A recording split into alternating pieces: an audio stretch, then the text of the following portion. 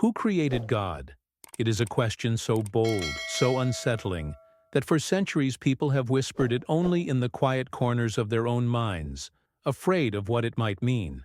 Yet this single question has the power to shake the very foundations of our beliefs, to challenge the roots of organized religion, and to ignite in us a search for truth that goes far beyond dogma.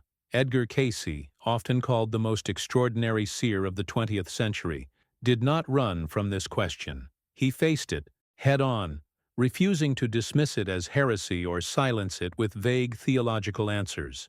Instead, he opened a door that had been locked for centuries, inviting us into a deeper, more daring exploration of what divinity truly is. But before we begin, please hit the like button and let me know where in the world you're watching from today. It's always fascinating seeing who's joining us from around the world. Think about it for a moment. Every single thing you know had a beginning. The stars, the oceans, even the breath in your lungs right now. All of it began somewhere. So doesn't it seem natural to ask where God began? Has this ever happened to you, when your own mind wrestled with a thought so immense that it left you staring at the sky in silence? That silent wonder, that restless questioning, is not a weakness. According to Cayce, it is the very sign that your soul is ready for something greater. For 100 years, Cayce's revelations remained hidden from most of the world, locked away as if they were too powerful to be shared openly. Yet now they rise again, and what you're about to discover might surprise you. These insights do not diminish faith, they strengthen it. They don't deny the existence of God. They expand it beyond anything we were taught to imagine. Cayce showed us that to even ask, "Who created God?"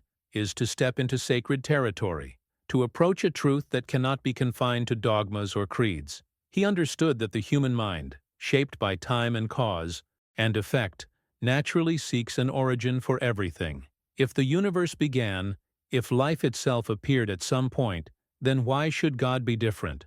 But Cayce shattered that logic, revealing that the question itself comes from our limited perspective. It is like trying to measure the ocean with a teaspoon, or asking what the color of silence is. Our minds are conditioned to think in terms of beginnings and endings.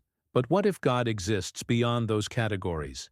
Stay with me until the end, because this shift in perspective might change the way you see everything.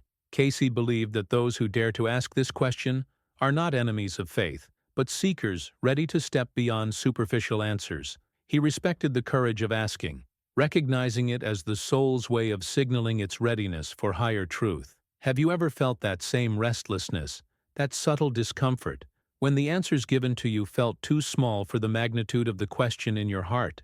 That feeling, Cayce would say, is the echo of eternity resonating within you. The beauty of his revelations is that they transform what once felt dangerous into something liberating. The forbidden question, far from being blasphemy, becomes a key that unlocks new dimensions of spiritual awareness.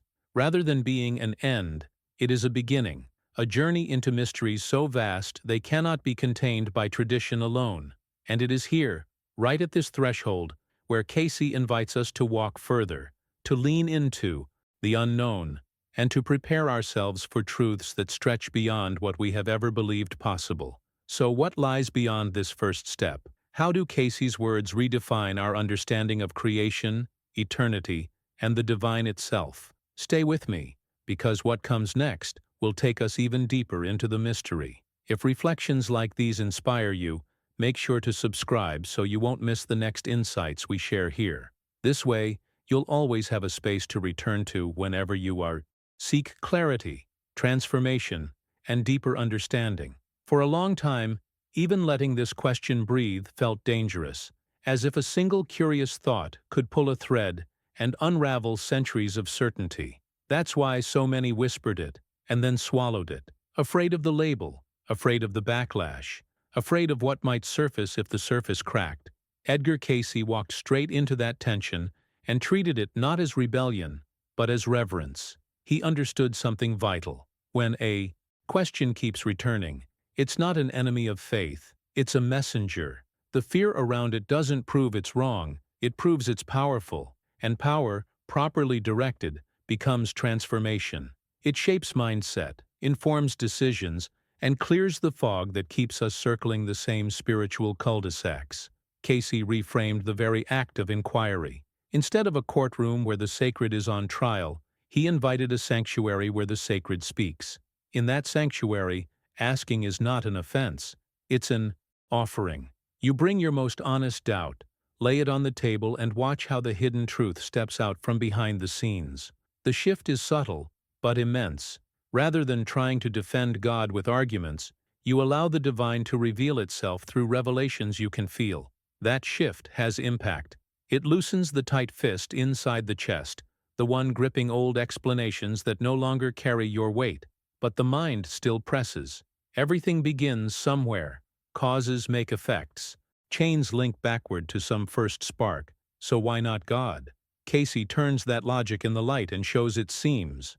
Cause and effect rule within the universe, not over it. They are tools of the workshop, not the architect of the workshop itself. Asking, who created God, is like asking what temperature a melody is, or what color a decision feels at noon. You can't fit what births reality into the categories of the reality it births. That does not mean we stop thinking. It means we think with a wider lens, one that recognizes the boundary lines of thought before trying to step past them. Now, I want to go even deeper into this topic. Imagine consciousness as a horizonless field. No edges, no beginning, no final frame. Within that field, forms arise. Galaxies, lives, choices. The small victories that change a day. The big revelations that rewrite a lifetime. Time and causality are the scaffolding that allow those forms to develop, the rails on which a human journey can move forward. But the field itself isn't on the rails. It's the ground beneath them. When we mistake the rails for the ground, we demand that the ground have a maker like a rail does. Cayce's insight is a gentle hand on the shoulder. You're touching the wrong layer. This recognition reshapes how we live, not just how we think. If inquiry is sacred, then curiosity becomes prayer in motion. Your questions are not holes in faith, they are windows. They change how you handle uncertainty, how you respond to setbacks, how you navigate the behind-the-scenes turbulence of your own growth. You stop forcing conclusions to comfort the ego and start welcoming clarity that humbles it. That is a different kind of strength, quiet, resilient, unafraid of what honesty might uncover. The mindset shifts from guarding a fortress to opening a door. Notice what happens inside when you allow the question to stand without rushing to soften it.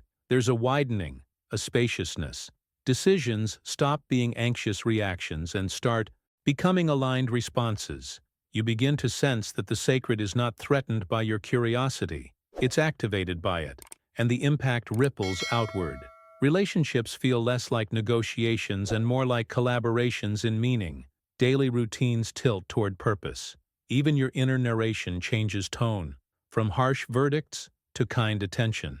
That's not abstraction, that's practice. It's the difference between holding a map and actually walking the path. In this light, the old fear that labeled the question as blasphemy starts to look like a misunderstanding of reverence. True reverence doesn't silence, it listens. It listens until the echo becomes a voice, and the voice becomes guidance. And that guidance points toward a horizon where the infinite is not a riddle to solve but a presence to recognize. We're not stripping mystery of its depth, we're clearing the noise so the mystery can speak for itself. And when it does, it doesn't shrink the heart. It enlarges it. There's more to unfold here, because this reframing of cause, time, and consciousness opens doors we haven't yet walked through. As you sit with that widening, tell me what shifted for you.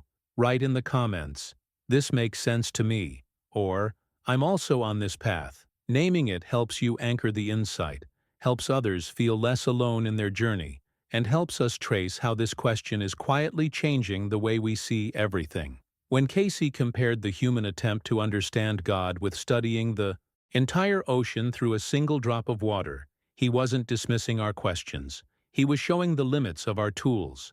A drop can tell us something about the sea, yes, its texture, its salt, even its clarity. But no matter how long you analyze it, that tiny sample will never reveal the immensity of waves, the hidden depths, or the mysterious currents shaping life beneath the surface.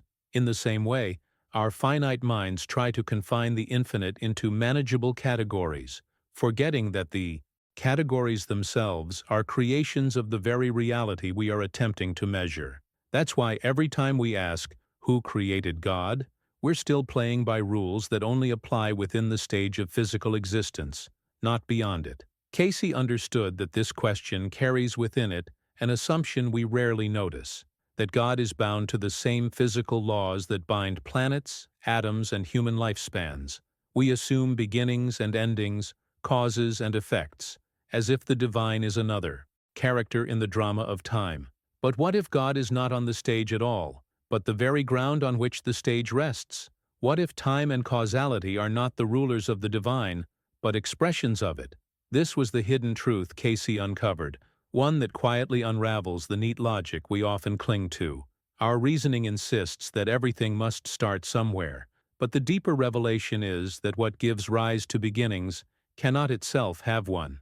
It transcends them entirely. Now I want to go even deeper into this topic, because asking the question, rather than proving rebellion or disbelief, reveals something much more intimate: thirst, a longing not for destruction of faith, but for expansion of it. Think about it. Only someone who cares deeply about truth asks questions that risk shattering comfortable beliefs. Skepticism born of apathy doesn't bother to wrestle with mystery. It turns away and shrugs. But the seeker, restless and sincere, stays awake at night with questions that refuse to be silenced. That very restlessness is impact in motion, a signal that the soul is stretching, preparing itself for transformation. Behind the scenes of every person who dares to ask lies a mindset ready to evolve. It takes courage to question, not because the answers are dangerous, but because they pull you out of the old maps you've been using to navigate life. And without a map, the terrain feels uncertain. Yet it is precisely in this uncertainty that revelations arrive, just as a traveler discovers hidden landscapes only when they leave the main road. A spiritual seeker discovers new dimensions when daring to question the assumed order of things. Cayce respected these seekers, not because they had all the answers, but because they were willing to admit they didn't. In a world obsessed with certainty, admitting ignorance becomes an act of truth, and truth, even when uncomfortable, holds a freedom that certainty never gives. That's why Cayce didn't see such questions as rebellion against God, but as steps toward God. The question is not an exit, it's an entry, not a rebellion, but a return. Think about the implications for your own journey. How many times have your most important decisions begun not with clarity, but with discomfort? How often has a moment of not knowing opened the door to a deeper kind of knowing? Cayce's perspective transforms that unease into purpose. The unease is not failure, it is an invitation. When you realize that, the mindset shifts completely. Every time you feel restless, every time a hidden truth shakes your sense of stability, it might be the very sign that growth is happening. This is why Cayce's approach continues to resonate. He treated questions as sacred signals, not as threats. He saw in them the echo of eternity itself, reverberating through finite consciousness. To silence the echo is to silence the very part of ourselves designed to awaken. To listen, however, is to step into a larger space where the soul recognizes its thirst not as a weakness, but as proof of its connection to the infinite. And this is where the journey becomes more than theory. Because once you accept that the divine does not obey the same laws as the material, you begin to see everything differently. Time looks less like a straight line and more like a canvas. Decisions stop being random accidents and start appearing as brushstrokes on a larger painting. Life itself becomes less about controlling outcomes and more about learning to see patterns emerge within a bigger picture. This is only the beginning of what Cayce revealed. There is still more to uncover about how this question, so forbidden for centuries, opens doors to an entirely new way of perceiving existence. But before we move further, let me ask you to mark this moment. If something stirred in you, if this recognition of thirst and seeking feels familiar, write in the comments, "I'm also on this path," because naming it not only helps anchor it inside you, it shows others that they are not walking alone in this search for hidden truth. When Edgar Cayce described the question as a gateway, He was pointing to something we often overlook. The doorway isn't locked. It's our fear that keeps us from turning the handle. For generations, people believed that to even ask was to betray faith, but Cayce revealed the opposite. The act of asking is not stepping away from God. It is stepping closer, moving past surface answers into a direct encounter with the essence of the divine. What appears dangerous from the outside becomes liberating once you cross the threshold. The hidden truth is that questions hold the potential for transformation, and this particular question holds the power to shift our entire mindset about who we are and what reality truly is. Behind the scenes of human history, the same pattern repeats itself. Every breakthrough, whether scientific, spiritual, or deeply personal, began not with certainty, but with an uncomfortable question. That restlessness, that inability to settle for easy dogmas, is not a flaw in our design. Cayce insisted it was intentional. We were built with curiosity woven into our very being, so that the journey of discovery never ends. Just as hunger signals the body to seek nourishment, questioning signals the soul to seek truth. Seen in this light, doubt is not the absence of faith, it is faith in motion, preparing the ground for revelations that change the course of our inner lives. Think of how this plays out in everyday decisions. How many times have you felt the impact of not being satisfied with the first explanation offered? How many times has your life shifted because you dared to dig deeper, to look behind the curtain, to search for meaning where others accepted routine? This is the same dynamic Cayce emphasized. The human spirit thrives not in passive acceptance, but in active seeking. The very unease that religion once labeled as rebellion is, in reality, the design of growth itself. Now, I want to go even deeper into this topic, because Cayce didn't stop at saying that questions are valuable. He saw the so-called forbidden question as a master key, a tool placed in our consciousness by the Creator. When turned with sincerity, it doesn't destroy, it opens. It unlocks dimensions of perception where the boundaries of time, causality, and fear dissolve. Instead of reinforcing separation, the question reveals unity. Instead of closing doors, it shows corridors we never imagined were there. This is why the question has such impact. It bypasses the superficial layers of belief and goes straight to the roots of existence. What happens when you allow yourself to hold that key and turn it? You begin to notice that what once looked like contradiction now looks like paradox. And paradox is richer than contradiction. Paradox doesn't cancel itself out. It expands the frame until opposites find a place to coexist. Faith and doubt, mystery and understanding, finite and infinite. These aren't enemies. They are mirrors, each reflecting something the other cannot show alone. Cayce taught that the soul matures when it learns to sit in that paradox without running away. And it is in that space, raw and unsteady, where hidden truths begin to reveal themselves.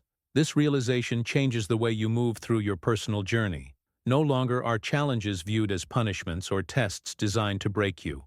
They become doors waiting for you to ask the right questions. What looks like failure may be the moment that forces you to seek deeper clarity. What feels like confusion may be the very condition that sharpens your vision.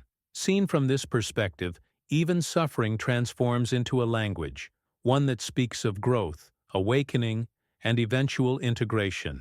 The forbidden question, then, isn't forbidden at all. It is sacred because it destabilizes what no longer serves and clears the way for something greater. When you stop fearing the question, you stop fearing the unknown. And when the unknown is no longer an enemy, it becomes a horizon, an invitation to step into a larger reality. That is the kind of shift Cayce wanted us to experience. Not a collapse of belief, but a recreation of it at a higher level, stronger, more expansive, and infused with direct experience rather than borrowed certainty. There is still more to unfold, because if the question truly functions as a master key, then what it opens is far larger than we expect. It doesn't just point us toward God. It points us back to ourselves, to the core of our consciousness where the divine spark has always been alive. And from that realization, the entire landscape of existence begins to change. To anchor this reflection, write in the comments, "This makes sense to me," Doing so not only reinforces the insight within you, but also creates a visible map of fellow seekers who are daring to turn the same key and walk through the same door of hidden truth. If questions rise in your heart, Cayce would say, they are not accidents or signs of weakness. They are seeds intentionally planted within you, designed to stir your soul from complacency and guide you back toward its source. Every time you feel the unease of a question that won't go away, you are touching a hidden truth behind the scenes of your own consciousness. The divine placed those sparks of curiosity there so that your journey would never stop at the surface, but keep reaching deeper. Think about it. What has truly shaped your transformation in life? Certainty, or the moments when uncertainty pushed you to search further? That restless pull is not a detour. It is the very compass pointing you toward essence. When Cayce spoke of God as eternal, uncreated, without beginning or end, he wasn't evading the question with empty poetry. He was naming reality as it is experienced in expanded states of awareness. Our minds try to imagine a starting line, but the starting line itself is part of the picture God paints, not the canvas it rests upon. God doesn't exist in time. Time exists within God. To apply categories like before or after to the infinite is like trying to frame the horizon with your hands. You can make the gesture, but the horizon will always spill beyond it. Now, I want to go even deeper into this topic, because what Cayce revealed here strikes directly at our mindset. We live in a world where everything is measured. Seconds tick by. Decisions are marked by deadlines. Lives are tracked by beginnings and endings. It feels natural to extend that framework to the divine. Yet the impact of Cayce's insight is that all those frameworks collapse when applied upward. To ask, when did God begin, is like asking how heavy a sunrise is. The very question reveals the mismatch between the tools of thought and the reality they attempt to grasp. This realization is not meant to silence us, but to free us. Once you stop forcing infinity into a box, you begin to perceive its presence without needing to explain it away. This shift doesn't just alter how we think of God, it transforms how we experience our own journey. If God is eternal, then the spark of divinity within us participates in that eternity. What appears fragile in human form is, at its core, unshakable. You are not defined by your beginnings or endings, not trapped by the chapters of your personal story. Behind the scenes of every apparent limit lies an endless depth. Imagine the decisions you would make differently if you carried this awareness. Imagine the fear that would lose its grip, the patterns that would dissolve, the sense of possibility that would flood back in. It also reframes the way we see life's challenges. If the eternal holds all things, then even our struggles are not random interruptions, but woven threads in a larger tapestry. We begin to understand that growth is not about controlling every outcome, but about aligning ourselves with what is already infinite. The hidden truth is that your restlessness, your longing, your questions are not signs of distance from God, but signs of closeness. They are how eternity calls you back, not from above or beyond, but from within. Cayce's teaching on the absurdity of applying beginnings and endings to God may feel destabilizing at first, but that destabilization is the very doorway to freedom. It pushes you out of familiar logic into a space where wonder can finally breathe. Infinity isn't an equation to solve, it's a presence to encounter. The ruler you've been trying to measure with isn't broken. It was simply never meant for this. The categories we cling to are useful for daily life, but when carried into the realm of the eternal, they crumble under the weight of what they try to contain. And in that crumbling, space opens for direct experience. This is where transformation begins, where the mindset shifts from control to openness, from needing answers to allowing presence. The most powerful revelations often come not as conclusions but as openings, as moments when the old structures fall away and something larger is glimpsed. It is in this spaciousness that Cayce invites us to dwell, to let the absurdity of our old logic dissolve so that something greater can emerge. And this is only the edge of what unfolds when we let go of measuring infinity. More layers are waiting, more paradoxes that stretch our perception, until we begin to sense what has always been true. To mark this moment, share in the comments, I see beyond the measure. Writing it helps anchor the shift inside you and lets others know that they, too, are stepping into this space where categories fall away and the infinite starts to shine through. When Cayce explained that creation did not begin in time but in a state of consciousness, he was shifting the entire foundation of how we imagine reality. We often picture beginnings as moments, like the opening scene of a film, a flash of light, a cosmic explosion. But Cayce suggested that what we call the beginning is not an event, it's an awareness. It's the unfolding of infinite consciousness expressing itself in form.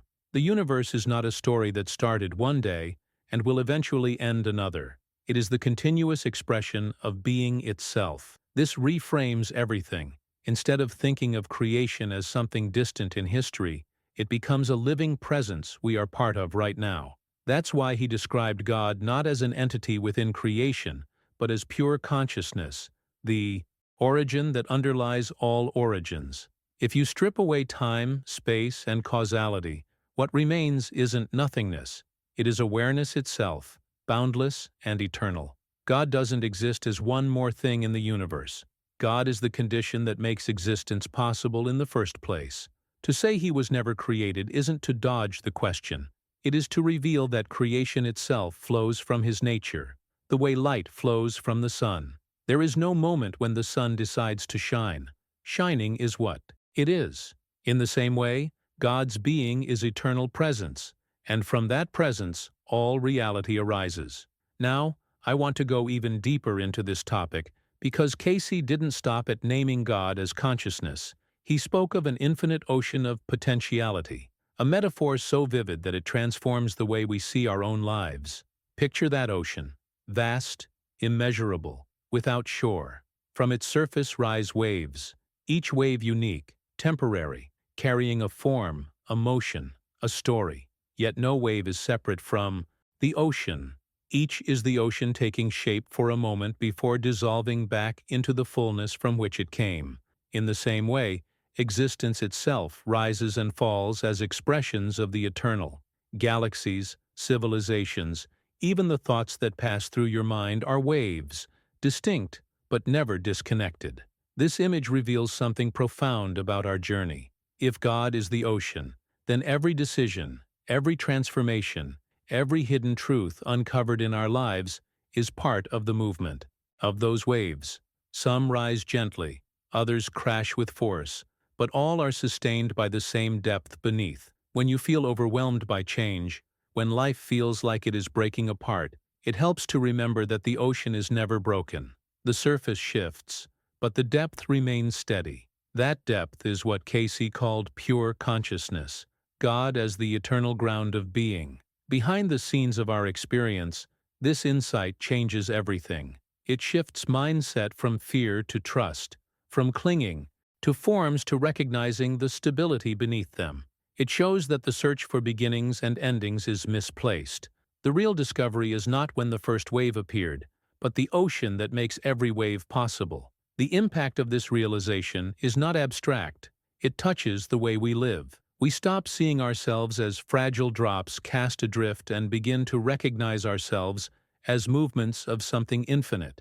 That recognition alone can transform how we face challenges, how we view loss, and how we approach growth. Think of the decisions that shape your journey. So often, they feel final, as if one choice seals your fate forever. But if existence itself is an ocean of potentiality, then no decision is the end. Each one is a wave, temporary yet meaningful, always connected to the whole. This perspective softens the pressure we put on ourselves, reminding us that transformation is not about forcing perfection, but about flowing with the rhythm of something greater. The ocean never runs out of possibility. Neither does the source within you. Cayce's metaphor also dismantles the old fear that asking questions might separate us from God. How could a wave be separate from the ocean that sustains it? Even in its most restless motion, it is still the ocean moving. Likewise, our questions, our doubts, our thirst for meaning are not rejections of the divine. They are the divine moving within us, searching for its own reflection. This hidden truth dissolves the illusion of distance. God is not somewhere else. He is the depth beneath every moment of your awareness. And this is where the journey turns even more intriguing, because if God is the ocean of pure potentiality, then every part of creation, including you, is already participating in that infinite reality. To let this truth anchor more deeply, write in the comments, "I flow with the ocean." By doing so, you mark your own recognition that you are not separate from the source, but part of the endless movement of divine consciousness expressing itself through life. When Cayce said that the question of God's origin arises from misunderstanding his essence, he was exposing the gap between the categories we use to think and the reality we are trying to grasp. To ask who created God is like asking what flavor silence has, or what shape love takes. The very language we use belongs to a framework of beginnings and endings, of measurable and definable forms. But the essence of the divine is not a form. It is the ground from which all forms emerge. That's why our categories collapse the moment we try to apply them to the infinite. They are useful for navigating daily life, for making decisions, for explaining the visible world, but they fail completely when turned toward the uncreated. And yet, it is precisely in that failure that we begin to glimpse the hidden truth. God cannot be contained, because God is the very container of all existence. Cayce pressed this idea further when he explained that God is not bound by cause and effect. Everything within creation is chained to it. Every action has a reaction. Every event has a cause. But to project that law onto God is to confuse the stage with the playwright. The dream does not bind the dreamer. It unfolds within the dreamer's mind. In the same way, the rules of causality may govern our universe, but they flow from a source that transcends them. This insight reshapes our mindset in profound ways. It dissolves the anxiety that comes from believing everything must have a starting point, including the divine. The truth is that God is not one more link in the chain of causality. He is the chain's existence itself, the background that makes any link possible. Now, I want to go even deeper into this topic, because what Cayce revealed here has enormous impact on how we see our own journey. If God is the foundation of all change yet remains unchanged, then everything we call transformation is not happening outside of Him, but within Him. The shifting of galaxies, the rise and fall of civilizations, the intimate decisions of a single human life, all these movements are waves dancing on an ocean whose depth never alters. That stability is not static. It is alive. It is presence itself. Without it, nothing could exist, evolve, or return.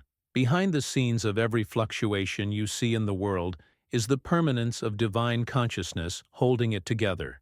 This realization changes the way we live. Instead of clinging to what is temporary, we can rest in what is eternal. Instead of fearing change, we can trust it as a movement happening on a ground that never shifts. The hidden truth is that God is not simply a participant in history. He is the backdrop that allows history to unfold at all. Just as space allows movement and silence allows music, God's eternal presence allows creation to breathe and expand. Recognizing this does not pull us away from life's challenges. It deepens our engagement with them. We can face uncertainty not with despair, but with the quiet confidence that even change itself is carried by an unchanging source. Think of how this shifts perspective when you're in the middle of personal turmoil. What feels like chaos at the surface may still be held by stability at the depth. Decisions that seem overwhelming lose some of their weight when you realize that the outcome is not dangling in the void, but supported by something eternal. Transformation, then, is not about escaping instability, but about realizing that every change already unfolds within a framework of permanence. This gives us courage to keep moving, to embrace uncertainty, to allow growth without fear of losing ourselves. Cayce's teaching reveals that even the question of God's creation is born from a limited view, one that assumes laws designed for temporary forms can be applied to the timeless. The truth is simpler and more profound. God does not follow the rules of creation, because He is the reason rules exist at all. And this is where the journey becomes even more intriguing, because if God is the stable foundation of all change, then every moment of change is already a direct encounter with the divine. To anchor this insight more deeply, share in the comments, "I stand on the foundation." By writing it, you remind yourself and others that even in the midst of uncertainty, there is something unshakable beneath every step of the journey. Cayce's vision becomes even more striking when he explains that God is not something we can observe from the outside, but the very consciousness that makes any observation possible. Imagine trying to look at your own eyes without a mirror. You cannot step outside of the very thing that allows you to see. In the same way, God is not an object that sits somewhere waiting to be analyzed. He is the subject, the light through which every perception arises. This recognition dismantles the old framework where we imagine God as distant, sitting apart from creation. Instead, it places divinity at the very center of awareness itself, closer than thought, closer than breath. It shifts the mindset from searching outward to awakening inward, revealing that what we call God is not separate from the act of understanding, but is the very possibility of understanding itself. Now I want to go even deeper into this topic because Cayce described creation not as division, but as multiplication. This is more than a play on words.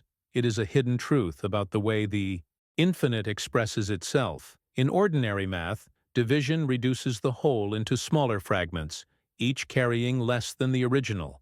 But divine multiplication is entirely different. When the one expresses itself as many, each expression contains the fullness of the original. It is not a breaking apart, but an overflowing, like an infinite flame lighting countless candles, without ever losing its brightness. This means that creation is not a process of subtraction, but of expansion. The impact of this insight is profound. Nothing in creation is truly separate from its source, because every part reflects the whole. Behind the scenes of existence, this changes the way we view individuality. If souls are sparks of divine consciousness, as Cayce revealed, then each of us carries within the totality of the divine essence. We are not fragments, cut off from the source. We are unique expressions of it, experiencing reality through a particular lens. Just as each window in a cathedral allows the same light to enter but colors it differently with its stained glass, each soul filters and expresses the divine in a way that is both unique and complete. This reframes our journey not as an attempt to reach something we lack, but as a process of awakening to what has always been within us. Think about how this transforms everyday life. If every soul is a spark of that infinite consciousness, then every interaction becomes sacred. Decisions are no longer only personal. They echo with cosmic significance, because through each of us, the divine experiences itself in a new way. Even our struggles, our doubts, our moments of confusion are not signs of separation, but of the infinite exploring itself through the finite. The hidden truth here is that life is not about earning a connection with God. It is about remembering a connection that has never been lost. This perspective also dissolves the fear of insignificance. It is easy to feel small against the backdrop of galaxies and centuries, but if you carry the fullness of divine essence within you, then even the smallest act becomes a reflection of infinity. The journey of a soul, with its challenges and triumphs, is not meaningless. It is the very stage where the infinite chooses to discover itself. That shift in mindset empowers us to see purpose where before we only saw struggle, and to find beauty where before we only noticed limitation. Cayce's revelations invite us to see unity and individuality not as contradictions but as two sides of the same truth. We are unique sparks, yet never separate from the fire. We are individual waves, yet always part of the ocean. And it is within this paradox that transformation takes place. The more deeply we awaken to our divine essence, the more clearly we see that unity has never been lost. It has only been filtered through the lens of individuality. This is where the exploration becomes even more intriguing, because if every soul contains the whole, then every experience, whether joyous or painful, is part of the divine rediscovering itself. That realization can completely alter how we walk through our daily journey, how we see others, and how we understand the meaning of existence itself. To anchor this truth within you, share in the comments, "I am a spark of the whole." Writing it not only affirms your recognition, but creates a visible reminder that each soul, while unique, is part of the same endless light. Cayce's revelations take a daring, turn when he describes the purpose of souls as conscious evolution. This was not about servitude, nor about bowing endlessly before a distant power. It was about participation, about becoming co-creators in the unfolding of existence itself. Imagine that, your life not as a passive waiting room for some distant heaven, but as an active journey of awakening where every thought, every decision, every hidden truth discovered is part of a divine experiment in consciousness. This shift in mindset is radical because it reframes what it means to be human. We are not here to prove our worth to God.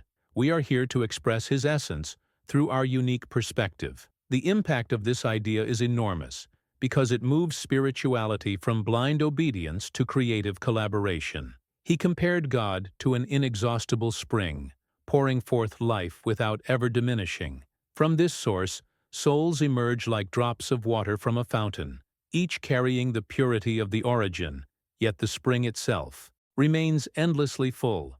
That metaphor reshapes the way we think about existence. Instead of imagining God as weakened by creation or depleted by giving, Cayce shows us a picture of abundance so complete that expression only multiplies the fullness. It's the kind of image that can change how you see your own journey. If your life comes from that spring, then your struggles do not drain it, your mistakes do not diminish it, and your victories do not exhaust it. You are carried by something that never runs out. Now I want to go even deeper into this topic because Cayce pressed an even more transformative point. The real question is not who created God, but how does God express through us? That small shift in perspective dissolves centuries of debate and replaces it with a living experience. To ask how God expresses through you is to recognize that every moment is a site of revelation. The laughter you share with someone, the resilience you find in suffering, the insight that comes suddenly in quiet reflection, each of these is both human and divine at once. This hidden truth pulls spirituality down from the clouds and places it directly in the texture of daily life. It is no longer about chasing a distant mystery. It is about uncovering the mystery woven into every breath you take. Behind the scenes of ordinary moments, something extraordinary is happening. Every decision you make becomes a brushstroke in the larger canvas of divine self-expression. Every transformation you undergo is not just personal growth, but part of the universe learning more about itself through your story. This is why Cayce insisted that the human journey is sacred in itself. You are not simply living, you are revealing. You are not merely existing, you are embodying. That reframes even the smallest actions as part of a larger revelation. Think of the impact this has on how we approach challenges. Instead of asking, "Why is this happening to me?" the perspective becomes, "What is God discovering through me in this moment?" That doesn't erase pain, but it does change its meaning. It transforms despair into dialogue, weakness into a hidden strength, waiting to be uncovered. Your journey stops being random chaos and becomes part of a larger pattern of expression, where nothing is wasted, not even your struggles. And consider the freedom this brings. If the essence of life is God expressing Himself through us, then there is no need to fear inadequacy. You don't need to be perfect to reveal something divine.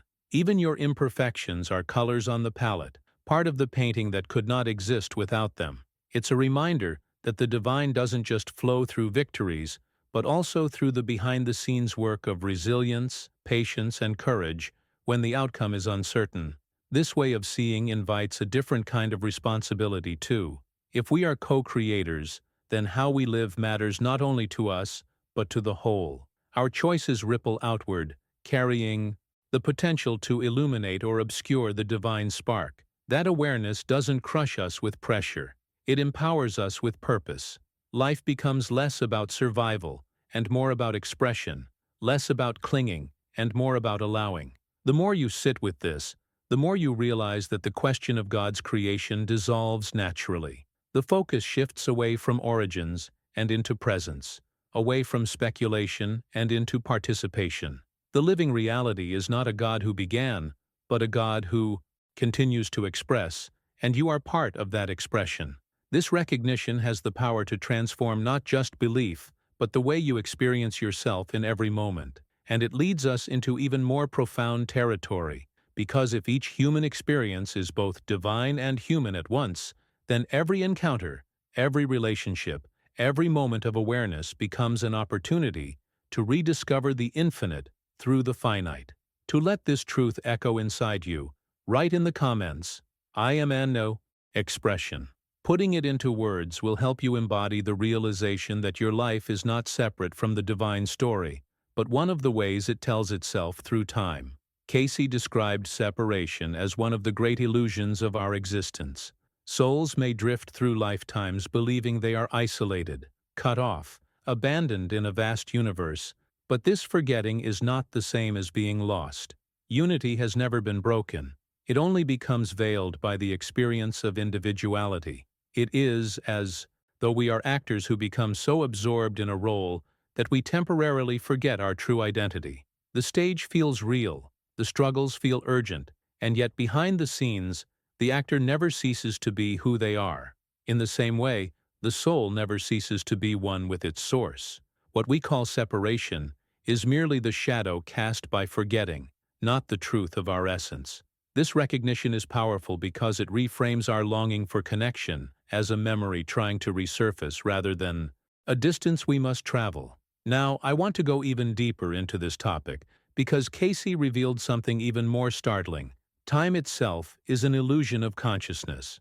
We are trained to think in terms of before and after, beginnings and endings, but in higher states of awareness, those boundaries collapse.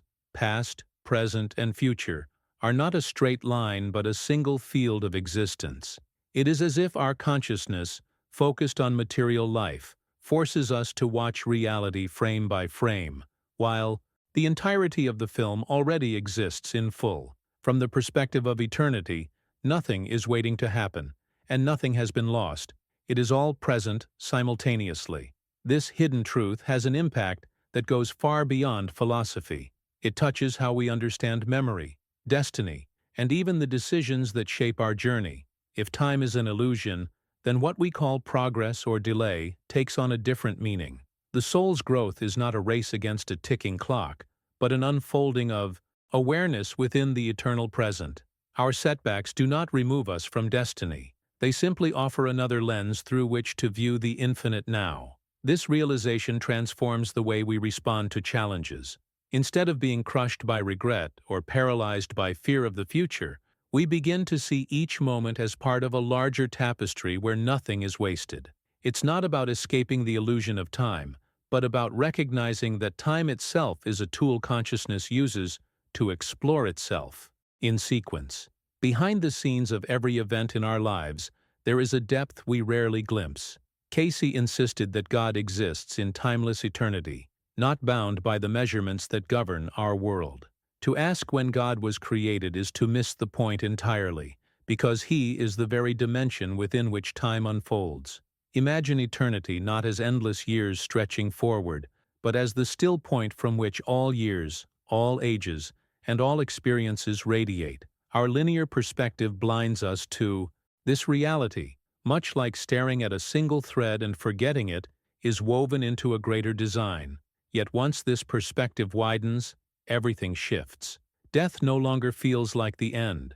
Birth no longer feels like the beginning, and our lives stop being mere countdowns. They become doorways into a present that has always existed and will never fade.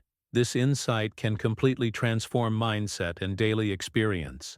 When you realize eternity is already present, you stop grasping so desperately at control. Decisions no longer carry the unbearable weight of finality, because every decision is another doorway into the same eternal truth. Transformation becomes less about striving for a future moment of perfection, and more about awakening to what is already here. Even the hardest seasons of life take on a different texture, because they are not interruptions in your path. They are expressions of the eternal consciousness experiencing itself through your story. The hidden truth, in Cayce's words, is liberating. God is not waiting for us at the end of time, nor is He locked away in some distant past. He is the very presence that makes time possible, the foundation beneath every moment. And if that is true, then we are never truly apart from Him. Not even in our deepest confusion. Separation dissolves into unity, and linearity dissolves into eternity. That is the impact of realizing that the infinite present is not something to reach but something to recognize. And the more we recognize it, the more our journey begins to reflect that truth in ways both subtle and profound. There is still more to uncover about how this eternal presence shapes not only the cosmos, but our individual consciousness. Each glimpse of it deepens the journey and draws us closer to a reality beyond beginnings and endings. To anchor this insight within you, write in the comments, "I live in the eternal now." Putting it into words affirms that you are not a prisoner of time, but a participant in eternity, even as you walk through the unfolding story of your life.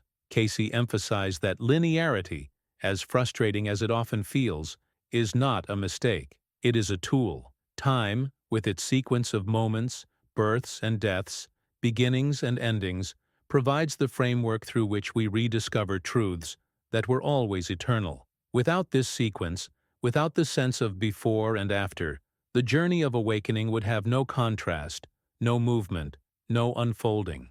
Linearity lets us experience transformation step by step, decision by decision. It allows us to taste the beauty of growth, to see how hidden truths slowly emerge from behind the curtain of forgetfulness. What feels like limitation is actually design. It is within the flow of time that the soul remembers what lies beyond time. Now I want to go even deeper into this topic, because Cayce revealed something that changes the way we see ourselves. We are both wave and ocean. On one level, we live as temporary forms with names, stories, struggles, and victories. Like a wave rising on the surface, we seem to have a beginning and an end. Yet at the same time, we are the ocean itself, eternal, infinite, without boundaries. To recognize this dissolves the obsession with asking about God's origin, because once you understand yourself as both temporal and eternal, the question collapses. There is no need to ask who created the ocean when you realize that you are already part of its depth. The wave does not exist separately from the sea, just as the soul does not exist apart from God. This perspective is a revelation that shifts mindset completely. Life is not about clinging to form, but about realizing form is simply the eternal expressing itself for a moment. Behind the scenes of daily life, this recognition has a powerful impact. It changes how we carry pain and joy. If you are only the wave, every crash feels like annihilation. But if you are also the ocean, every crash is simply movement, a return to depth, a rejoining of what never ceased to be whole. When you see yourself this way, fear loosens its grip. Decisions take on new meaning. Transformation is no longer about escaping endings, but about seeing them as part of the eternal rhythm. Even your struggles become part of the ocean's song, temporary yet essential in shaping the vastness of experience. Cayce described God as pure consciousness, the very essence of perception itself. This insight takes the metaphor of the ocean further, because consciousness is not just what fills the ocean, it is what makes the ocean perceivable at all. It is the awareness that sees, the stillness in which all movement occurs, the silent witness behind every thought and sensation. We exist as localized expressions of this universal mind, like rays of sunlight streaming from the same source. Each ray appears distinct, but none are separate. This is why the hidden truth of individuality is not separation, but participation. You are not outside of God looking in. You are inside, as Him, experiencing a facet of infinity from your unique perspective. This realization transforms our journey from striving to belonging. If you are already an expression of pure consciousness, then the search for God is not about reaching outward, but about awakening inward. Every time you pause and notice awareness itself, you are touching the eternal. Every time you glimpse the quiet presence behind thought, you are meeting God directly. This perspective doesn't demand that you reject your humanity. It shows that your humanity is the vehicle through which divinity experiences itself. The impact of this is extraordinary, because it changes how we view ourselves, how we view others, and how we understand the purpose of life itself. It also reframes the way we see the world around us. If all beings are localized expressions of pure consciousness, then each encounter is sacred. Each person is another wave of the same ocean, another ray of the same light. Even conflict takes on new meaning, because beneath the clash of forms lies the unity of essence. And this recognition can transform decisions, shifting them from self-centered survival to choices that honor the shared ground of being. This is where the journey opens wider, because if consciousness itself is the essence of reality, then our task is not to prove it, but to embody it, to live as though every thought, every action, every relationship carries divine weight, to see through appearances and recognize that the presence we call God is not distant, it is the very fabric of perception itself. And if that is true, then every moment, no matter how ordinary, is already saturated with eternity. To let this truth resonate deeply, write in the comments, "I am wave and ocean." Doing so is not just a statement, it is a reminder to yourself and others that you are both the fleeting and the eternal, the temporary form and the timeless essence, united in the same vast consciousness. Cayce shifted the meaning of worship in a way that feels revolutionary even today. Worship, he said, is not about submission to a distant ruler seated on a heavenly throne. It is about alignment with divine consciousness, the recognition that the very awareness flowing through you is not separate from the source of all existence.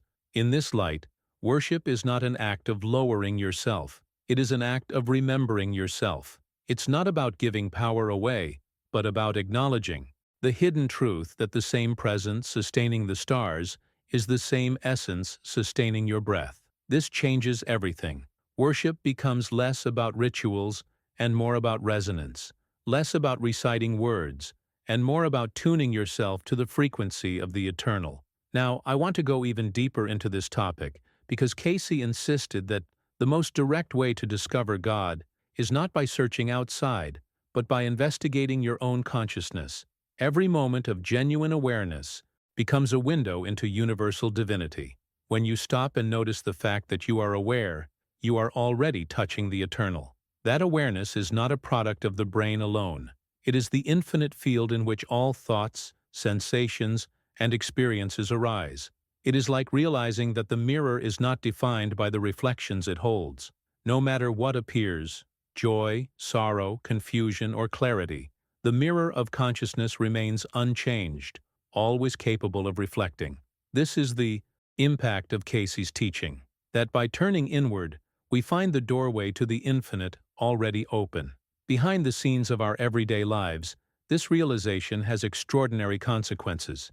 If each moment of awareness is a glimpse of God, then the sacred is not reserved for special occasions or holy places. It saturates the ordinary, washing dishes, walking down the street, sitting quietly with your own thoughts, all become opportunities to encounter the divine presence. The key is not in what you are doing but in how deeply you are aware while doing it. That shift in mindset dissolves the artificial walls between sacred and secular, showing that life itself, when lived with attention, is already a prayer. Cayce went further, describing consciousness as uncreated, like the dreamer behind dreams. This metaphor pulls the hidden truth into sharper focus. Dreams come and go. Worlds unfold while we sleep, filled with people, landscapes, and events. But when the dream ends, the dreamer remains. The dream may change, but the dreamer does not. In the same way, the physical world is a dream within the infinite consciousness of God. Galaxies rise and fall, bodies are born and die, civilizations flourish and fade, but the consciousness that holds them never wavers. It remains constant, the silent witness behind all movement. Think about the impact of that revelation. If consciousness is uncreated, then it has no beginning and no end. To ask who created it is to misunderstand what it is. It is not a product within existence. It is the condition that makes existence possible. And because we are localized expressions of that consciousness, we too share in that uncreated essence. That realization has the power to transform fear of death, anxiety about the future, and regret about the past. What changes is not that we stop experiencing challenges, but that we stop mistaking those challenges as ultimate. We begin to see them as waves passing through an ocean that never ceases. This way of seeing also reframes decisions. When you know you are an expression of uncreated consciousness, the pressure to define yourself by external achievements or failures softens. Transformation becomes less about building a permanent identity and more about allowing the eternal essence to flow freely through your temporary form. It's like realizing you don't have to hold up the sky. You only have to let the light shine through you in this moment. And in that letting go, life stops being about control and becomes about participation in something immeasurable. Cayce's insight pulls us into a space of deeper responsibility as well. If consciousness is divine and uncreated, then every thought we nurture, every choice we make, becomes a way for that consciousness to express itself. Our lives are not isolated scripts, but threads woven into an infinite fabric. Even behind the smallest actions, the eternal is at work, and that recognition changes how we carry ourselves. Not with fear, but with reverence. The journey, then, is not about waiting for proof of God in distant places, but about recognizing the evidence already alive in the stillness of your own mind. Each time you pause, notice, and rest in awareness, you are standing at the threshold of eternity. And this is where the path opens even further, because if consciousness itself is uncreated, then exploring it is the most direct way of returning to our origin. To let this truth settle inside you, write in the comments, "I am awareness itself." By putting it into words, you affirm not only for yourself but for others that the divine is not elsewhere. It is the very consciousness through which you are reading, listening, and living right now. Cayce described the destiny of the soul not as a final judgment or an external reward, but as a conscious reunion with God. This reunion is not about going back empty-handed. It is about returning enriched by every experience, carrying the wisdom gained through countless lifetimes, challenges, and awakenings. Imagine the divine not as a static perfection, but as an infinite consciousness continually expanding its own understanding through the journeys of each soul. Our struggles, our joys, even our mistakes are not wasted. They become part of a greater revelation, absorbed back into the source as facets of divine knowledge. This reframes our lives in a profound way. Every choice, every transformation, every hidden truth uncovered becomes a contribution to the expansion of God's own awareness. Now, I want to go even deeper into this topic because Cayce revealed that this process is not a one-time event, but an eternal cycle. Creation and return flow endlessly. Like the rhythm of breathing in and breathing out, universes exhaled into existence and then drawn back into unity. This cycle doesn't suggest incompleteness. It reveals a cosmic dance where separation and reunion are both sacred movements of the same melody. Just as the tide rises and falls, without end, existence itself pulses with this rhythm. We as souls ride those waves, forgetting for a time only to remember again, moving outward only to return inward, carrying with us a deeper recognition each time. The impact of this vision is staggering, because it places us not in a random cosmos, but in a carefully woven pattern where every step, no matter how uncertain it feels, participates in eternity's heartbeat. Behind the scenes of our ordinary perception, this eternal cycle dissolves the fear of endings. Death is no longer a closing door, but a returning breath. Birth is not the start of something new, but another outward movement of the same eternal life. Even the moments of spiritual dryness when God feels far away become part of the cycle, necessary exhalations that prepare the soul to inhale again with deeper intimacy. The hidden truth is that we are never moving away from the source, only circling within it, learning more about what has always been true. And this leads to one of Cayce's most beautiful insights. The journey is not about attainment, but remembrance. We are not climbing a ladder to something we don't yet have. We are rediscovering what has always been alive within us. This is why, at the deepest level, transformation feels like recognition rather than acquisition. It's the moment when you suddenly realize the thing you were searching for was already inside you. That shift in mindset changes how we relate to spirituality. Instead of striving desperately for something external, we soften into awareness, allowing the layers of forgetfulness to peel away. The reunion with God is not about earning, It is about awakening to what has never been lost. Think of how this redefines daily life. Instead of approaching challenges as obstacles keeping us from God, we begin to see them as veils inviting us to remember God in a new way. Instead of labeling ourselves as broken, we understand that we are whole, though we may have forgotten our wholeness. The smallest decisions, how we treat another person, how we speak to ourselves, how we navigate fear, become opportunities to remember. The impact of this perspective is liberating because it relieves us of the weight of trying to construct perfection and invites us instead to recognize the perfection already woven into our being. Cayce's teaching that the journey is remembrance resonates with an undeniable simplicity. It explains why glimpses of truth feel so familiar, why revelations carry the sense of, "I've known this all along." The soul is not learning something foreign, it is recovering its own memory of unity. Every spiritual practice, every moment of awareness, every act of love is not building something new, but uncovering what lies beneath the layers of illusion. That remembrance is the real transformation, the unveiling of what has always been present but hidden behind the noise of forgetting. This is where the journey deepens even further, because if our path is remembrance, then each moment of awareness, however small, becomes sacred. Each act of kindness is not only moral, but revelatory. Each time we pause to breathe and notice the present, we step back into eternity. And this pattern continues endlessly, shaping our lives and shaping the cosmos itself, until reunion is no longer seen as a destination, but as the recognition of the home we never truly left. To let this awareness take root, write in the comments, "I am remembering." By naming it, you remind yourself, and show others, that the path forward is not about chasing what is missing, but awakening to the fullness already alive within.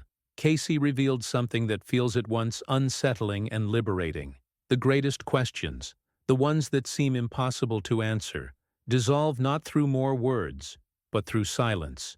When the mind pushes against its own limits, when logic circles endlessly and finds no way forward, that is the signal that we have reached the edge of thought itself. And at that edge, something extraordinary happens. In stillness, where analysis falls quiet, a deeper knowing emerges.